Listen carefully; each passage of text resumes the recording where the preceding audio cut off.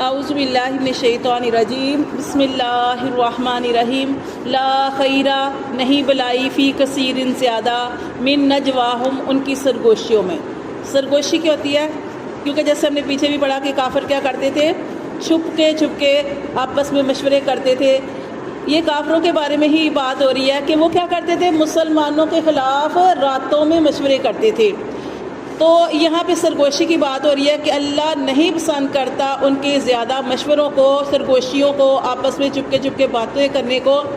الا مگر من امرا، سوائے اس کے یہ کہ من امرا جو حکم دے بصدقات، ایسی بلائی کو اللہ پسند کرتا ہے کہ کوئی ایسا شخص ہو جو صدقہ کرنے کا حکم دے، صدقات صدقہ یا خیرات کرنے کا، او معروف یا کوئی بھی نیکی یا بلائی کرنے کو حکم دے، اس کو اللہ پسند کرتا ہے، ایسی سرگوشی کو پسند کرتا ہے۔